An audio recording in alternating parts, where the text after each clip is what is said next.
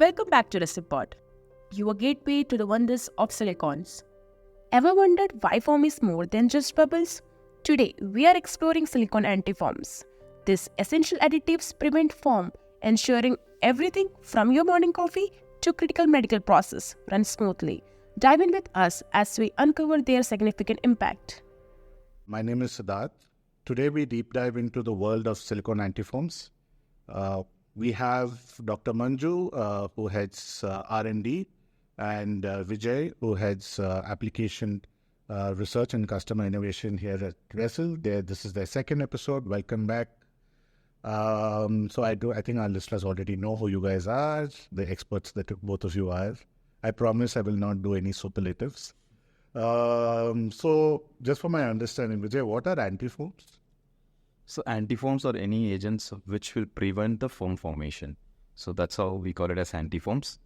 So widely used in various applications. The other words we use is defoamers. I'm just answering for that again. So defoamers, some agents which will kill the foam, what already generated. Antifoams prevents the formation of the foam. Okay, so anything which requires an immediate knockdown or the immediate removals of all the foam is a defoamer, and anything that prevents further foam generation is an antifoam. Yeah. But of course, people also use it interchangeably sometimes. Yes.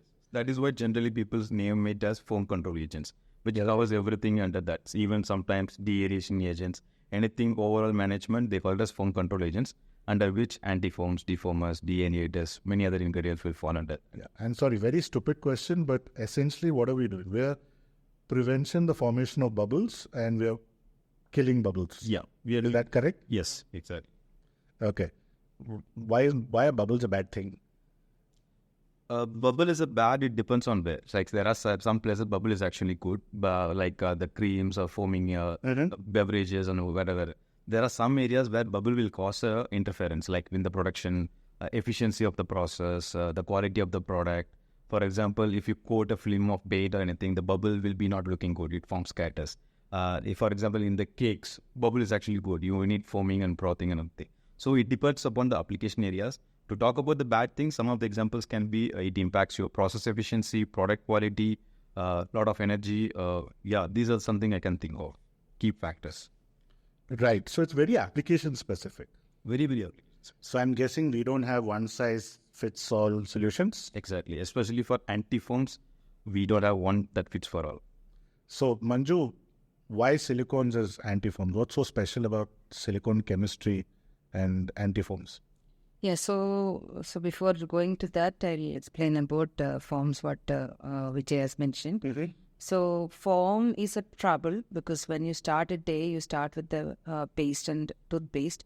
So if you have more bubble in that one, so you may have problem. Means your mouth is full of foams and your cleaning efficiency may not be there. So it starts from a day, and then all your other things what you are using may contain this foam controlling agent, so that you can have a much better control on whatever efficacy you want to have. So initially foam control started using quite early.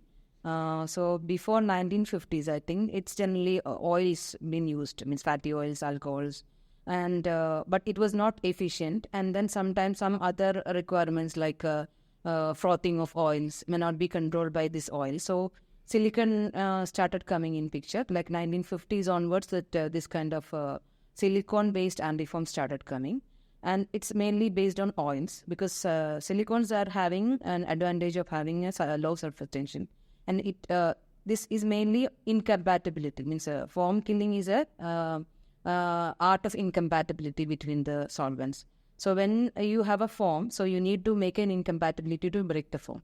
So silicone oils started using that one, but oils tend to be little difficult to handle. And if you have a water-based system, it is difficult to administer there. So, and to improve the efficiency, people started using fillers in that one to improve the efficacy. And then as such, oil usage, as I mentioned, water-based forms, it was difficult to handle. So emulsion started emerging. So everywhere what is happening is this, because of this oil's surface tension, it may flow through foam consists of a structure called lamella and a vortex. It's called plateau border, it's a triangle formed between the forms. So that if it is if the antifoam is administered, it will be going into the lamella, and then the thinning may happen. So this thinning is influenced by your silicone oils because of the lower surface tension and because of the oil nature. So it may form a de-wetting or stretching of the foam, and it may break.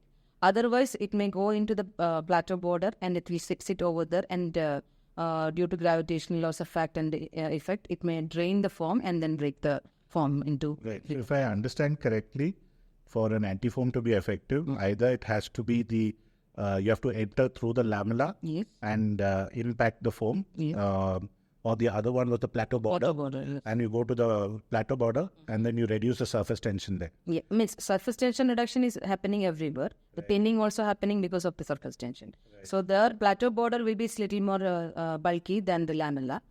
So you need to be that particle size of your antifoam should be bigger than this plateau border. Then only the effectiveness will happen. Right. So there are a lot of parameters you have to tweak between the what type of foam you are generating. So it's a very subjective to application, because whenever you have a dynamic foam generation, so you may need to select based on that one. Means it will be more dynamic. So dynamic in the sense your plateau border will be even bigger. So based on that, you have to select your antifoams. So that why silicone is very good in terms of lower surface tension. And if you want to go very hard to break foams, then you have to go to fluorosilicone. So that is having the lower surface tension. So mainly the surface tension plays a lot. And then, as I mentioned, incompatibility. So it will create a bridge between the foams or the liquids, so that it will break the foam into bigger bubbles, and then finally it will break. Right. So, I mean, perfect answer towards why silicones.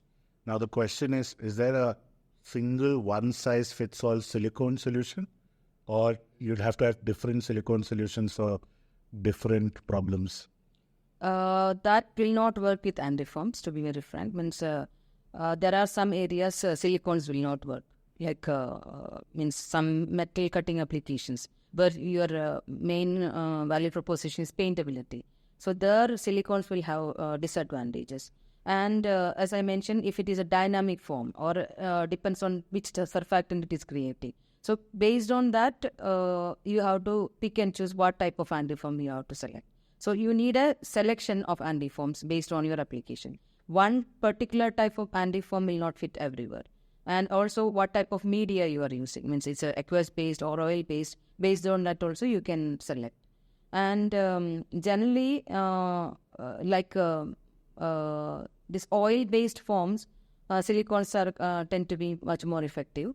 And also some surfactant, not all the surfactant, like non-ionic surfactant-based foams, silicones tend to be more effective than this one. It's all based on that how it is breaking the lamellar or the plateau border, which mechanism it involves. So based on that, you have to select which antifoam. So silicones are not great everywhere. Some of the areas it lacks its performance, but some particular areas like, as I mentioned, non-ionic surfactants, this is one of the best antifoam considered. So right. No, I find it very fascinating, because it looks like you really can't recommend a solution without knowing the application in this. But many times, people come and ask us, look, I need this, I have this foam problem. They may not have analyzed the problem until how much to the extent that we've analyzed it. And they would come and say, look, now give me a solution. In fact, many cases, what we've noticed is that they don't even want to share their processes because they feel it's proprietary, understandably so. But this is absolutely required, right? Without application knowledge, you really can't recommend an antifoam. Yeah, we cannot recommend the right product which works on the first shot. So what happened is that based on the judgmental inputs what we have, so when the customer shares what are the maximum information shared, we need to understand the medium where we are going to have, how much foam is getting generated, because the quantum of the foam decides upon the dosages and active ingredients. So just to add on to Dr. Manju, the foaming things, there are 3 ingredients in a nutshell. One is silicone oil, which acts as the reducing the surface tension, film forming properties and everything. And it also has a hydrophobic particle to pin the puncture the lamella, what Dr. Manju explained. And on top of that, some ingredient which help in dispersing as a carrier oils or as a carrier which penetrates, disperse, all these properties makes impact on the application. So when we know the end application, what is the foaming nature, which is causing the foam, is surfactant system, what is the surfactant system, what is the temperature, pH, and so on, what are the variables they have. Understanding the variables, understanding the product, we can have the best judgmental, or we do validation in lab and then recommend the right product for them. If not, we take a judgmental call, we give a sample to them, they try out and share feedback. Based on the feedback, again, we further optimize the product. That's the way. If once we have all the information with us, then we'll be able to give them the best solution possible. Otherwise, we go round the clock and do some optimization. So there is no good or bad antifoam product. It's just product placement. Yes. So theoretically, any antifoam product out there can be the best product in the world if you identify the very exact application where it can be applied. Yeah, that's a bit tough task, no? How do you guys go about it? There must be, millions of applications? I don't know. Yeah, every application is different. So we say water treatment. For example, I'm just saying, every water treatment is different. Some water treatment, they go till the pH of 10. Some places it goes to 14.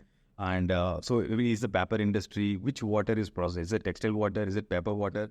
Everything is a variable for us.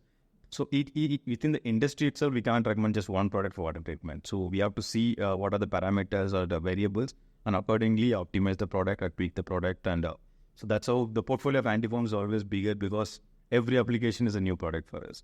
If majority, some matches, some application, touch wood, it matches and we give the same product, or else we have to see what broadly sits over there. It's very interesting that we talked so much about application, that the problem of removing foam.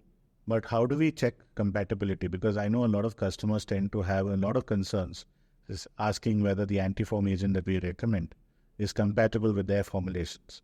So how do you go about that? So mostly what we do, we try to understand the high level formulations. If it is a personal care, home care, or if it is a whatever it is, we try to understand the base material. So what is the base? What are the high level information they can share with us? So accordingly, we check on the ingredient. The good and bad thing about antifoams is that you should not be too compatible. You should not be too incompatible. You have to be in metastable or metal. When you are very compatible, it just dispersed in your system, then antifoams may not work. But when you are very highly incompatible, that may form defects. So we have to balance that. So what we do, for example, recently there was a case where it was with the home care industry. The customers were very hesitant to share the full formula. But we know, like in a home care industry, what formulation it goes. High level formulation we try out in the lab. We check, we just study the stability at a accepted temperature and then we recommend the product. That's how we deal about it. But there are some customers where we have complete association, we have NDA, we work together, develop the product, optimize the product, we go by that. When the customer is very protected about this information, we have our own formula, try the application, and then recommend the product. Manju, from your perspective, when you develop a product, and considering that you may not have the perfect information in the market as to what you require in terms of compatibility, what would be an R&D approach when you develop? So how do you develop this thing? Do you anticipate them in advance, or? Yeah, so as Vijay mentioned before, so antifoam component contains generally one hydrophobicized particles and one oil. So that is a major component for an effective antifoam. So keeping that as a standard, and then depends on minimal information what we gathered. Based on that, we develop a antifoam. If it is an oil-based formulation, then we may choose a compound-based product. And if it is a water-based application, then it will be a liquid emulsion-based product. So there are some non-surfactant can be used. So based on that, I'll pick and choose what could be the ideal for my particular requirement. And what is their actual requirement, whether it is a durability in antifoaming or it's a instant killing. So based on that, we have some hypothesis developed in Resil, so that we will be using, and then formulating a product. And obviously, Vijay's team will be helping us to understand whether it is that hypothesis is really working or not. So we'll do then application testing and analyze that one before going to a customer. Right. Perfect. So now that we've covered performance and compatibility, I'd like to take a little bit about talking about well-known use cases. Mm-hmm. And the first one I would like to talk about is agro. So Manju, why is foam an issue in agro, and how do we solve it with our silicone-based antifoams? Yeah, so agrochemical formulations contain a lot of surfactants. So when first farmers started using, they blend it with water, and lot of stirring mixing is required. So during that time, you may, if you have foams, it will be difficult because it may chop your spraying lines, and then the quantity measurement will get impacted. So a lot of challenges with the foam formation. So for that reason, we need an antifoam in an agro formulations. And then there are organic based antifoams available, but that considering the surface tension of organic based and then silicones are having very low surface tension than organic based. So that's why silicones are much superior antifoams than any organic based antifoams. So when you have this silicone based antifoams in your agro formulation, you don't need to worry about the foam generation, and it can be instantaneously killed, and it have durability also in terms of controlling the foams. So any application based in agro, any formulation you are diluting it water or mixing it or spraying, you will not have any challenges in terms of foam generation when you use a silicone based antifoam. And what are the different delivery formats of antifoams do we give? Currently, we have two types, in fact, three types. One is compound, and the another one is emulsion based and powder based also here. Right. And typically, where are what used in? For example, where would a powder based be used? Where would a compound be used? So powder based generally used in detergent industry, and some percentage goes to agro industry, because wherever there is a powder formulation requirements are there. And concrete industry is another area where powder based formulations are going. Liquid based generally it is going in can application, like liquid based pesticide formulations, and liquid detergents and now dishwasher detergents are also coming in. So wherever there is a liquid based product requirements are there, which is a water based, so where emulsion can go. And there is another category which it's again a liquid based, it's a oil compatible. So there is a oil compatible which can go to oil, like frying oils people use to right. that one. So just coming back to agriculture, so my understanding is you typically have the water dispersible granules, you'll have the oil dispersible, you'll have your liquid formulations, and I think you'll have your soluble powder formulations. These are typically your, by and large, the four categories of pesticides that you use, that you see in, formulations that you see in agriculture. So wherever's powder, it's a no-brainer. You would use a powder antifoam. But if it is a liquid application, if it's in can, we would typically give a compound. Not like that.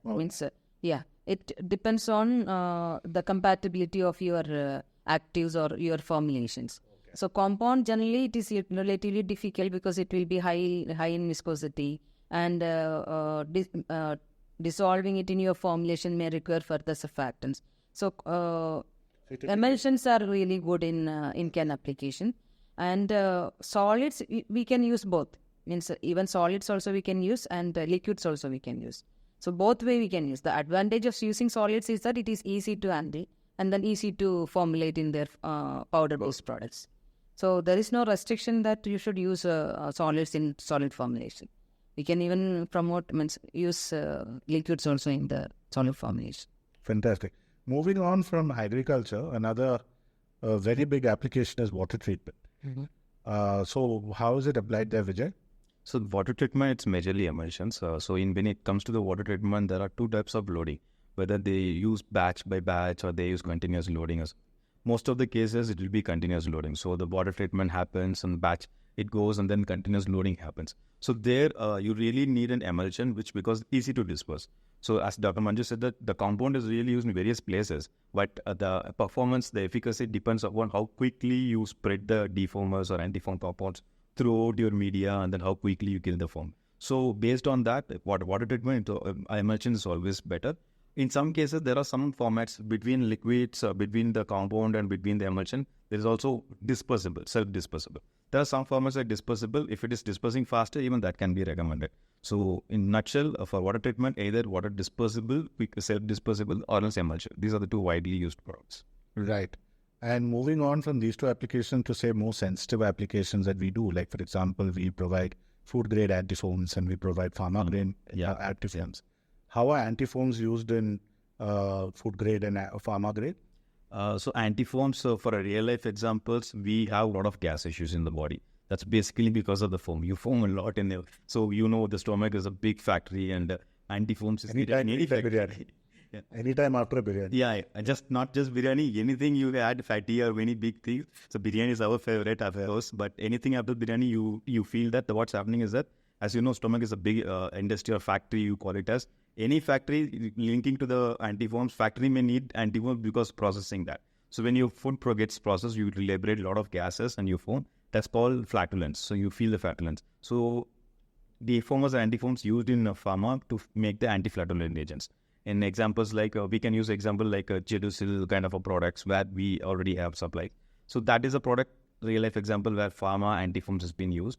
Apart from that, we in pharma product processing. So whatever the active APIs they process, whatever the pharmaceutical products made, during the processing also they need that defoamers because a lot of products will foam.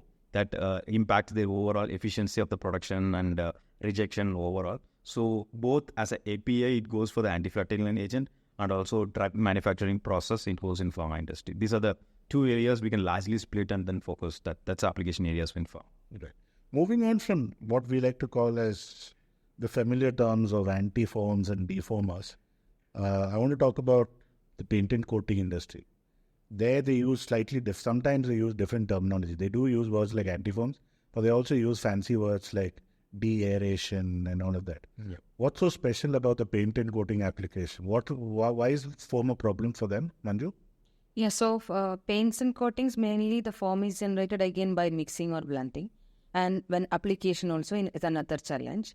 So there are two, means process antifoams and then application antifoams. Sorry, can you explain what is an application issue? So application issue means when you use a brush to apply paints. So due to that motion, so it may trap some air into that. Oh, you mean the small bubbles Yes, when you... yes, yeah. Okay. So that will give imperfection to your coatings and then it will not look great when you apply the paints on that one. So that is a bigger challenge in paints industry and it's loaded with lot of surfactants and fillers. So it's a difficult and it's an oil-based, means oil in water-based kind of formulation. So it is very difficult to break the foam. And then apparently actives are getting dried off and then air get trapped inside. So that could be the reason that terminology de-aeration they are using. So the faster the de-aeration, you will not have much imperfection in your coating. So it's very important to handle that de-aeration in paints and coating to give better film forming and better finishes to your products.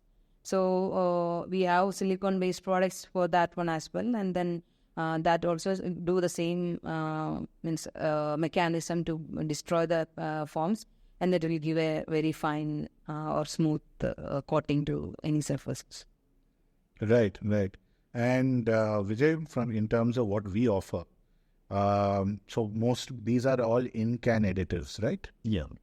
And what are the typical products that we offer for these applications?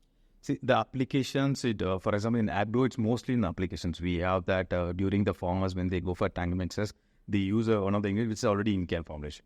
The application, what Dr. Manju said, that not we add the additive at the end of the application, but during the application, the antifoam compound needs to be there to provide the defoaming effect. For example, in paint, last topic is we talked about paint. In paint, when they make the paint, they have to break the pigments. They do that milling process. In the milling process, they have to emulsify, they have to stabilize. There are a lot of surfactant and dispersing agents there, and you have a high shear over there. There, the foam formation. So there, the additive is targeted to avoid the foam during processing of the paint. The next, what we talk about the application paint is that when you apply the paint on any surfaces, the surface, the air trapped in the wall, when you wet the wall with the paint, the air trapped in the wall pass through. There, it has to come out of the film, and also when at the end of the application, when the painters mixes the paint, they dilute it with the water. It's because it's emulsion. There also you have the foams generated, bubbles generated while mixing. that has to come out. That's why we have to de-area. Like if the bubbles is trapped inside the matrix, then you coat it, the bubbles will have the catering effect, and then you see all the micro bubbles in the paints. So that's what the application impact. So the additives, though it will be added in the in-can, they target to deliver both the thing as a processing deformer, as also during the application, it should be stable and deliver the performance. Here also there is no one-size-fits-all approach. No. Yeah, everywhere, antifoams is not one-size-fits. But for example, if it's a water-based water emulsion, we already know largely we cover the product. So for solvent-based, we have to choose the right product to give the solvent-based paints. For water-based paints, likewise, sometimes resins also contribute. So we have largely grouped the products and give that. In case if there is a trouble or challenge with the compatibility, then we have to optimize. Right. So I think with paints and coatings, first would come compatibility before performance. Exactly. Yeah. Yeah. So Not only paints, everywhere, first we have to check the compatibility. Once it's compatible, then performance. Always after compatible, we have to check the performance. right. So there's always going to be a trade-off between compatibility and performance. Exactly. So how do we explain that trade-off to customers? No, I think antifoam users largely understands, but there are cases which we people may not be able to understand. That's when we get into the collaboration mode. We explain the stuff, what we know, and we try to understand their product much better and then pitch in. We have to trade off that. As we mentioned, again, I'm coming to the same points. So we have to trade off between too compatible and incompatible. Again, it's a product of antifoam. That's how we have to manage. So customers, we're managing in this way. Sounds like a lot of effort. Yeah, very much. Yeah, and eventually you end up reselling very small quantities. Keeping the fingers crossed. We are slowly growing up. I know.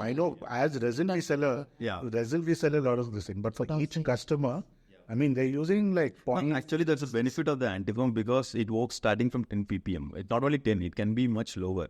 So the application dosage is so less. That's the advantage of silicone, we should say. Right. It's not that you shouldn't take it in a negative way because the application dosage is very less. So the customers are getting benefited because of that. But there are cases you have to go little higher doses also. So again, this is one point which we missed in the last previous conversation. So the silicone's advantages, it works at the low dosage, but it may also vary based on the end medium.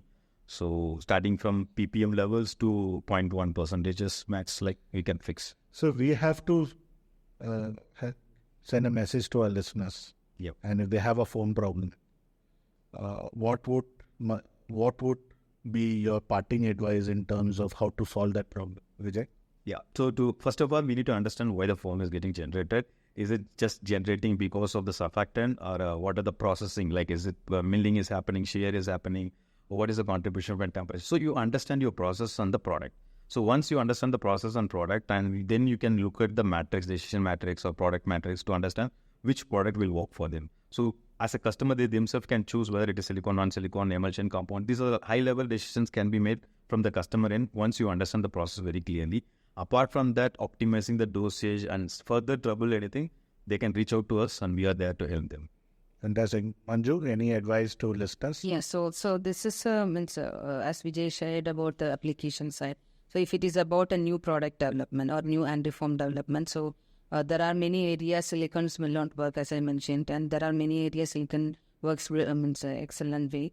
So first we need to know, as he mentioned, what is the applications and what are their challenges they are facing and what is their ultimate CTQ, what they wanted to achieve by controlling the foam. So if we have that understanding about all these informations, then it is easy for us to develop a new antifoam for their requirement and to give a much better performing antifoams by selecting which type of actives we should take, whether it should be a compound based or an emulsion based or an oil based. So based on that, we can make a very fair decision and then make a unique or excellent antifoam for the customers.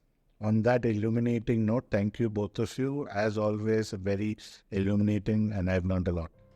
Cheers. Thank you. Thank you. That's a wrap for today's episode. Thanks so much for listening. If you enjoyed our exploration of silicone antifoams and want to keep up with more great content, hit that follow or subscribe button. And we are always eager to hear from you. Send us your topic ideas and we just might feature them in future episode. Keep innovating and remember to visit resil.com and resilchemicals.com for more details. See you in the next episode.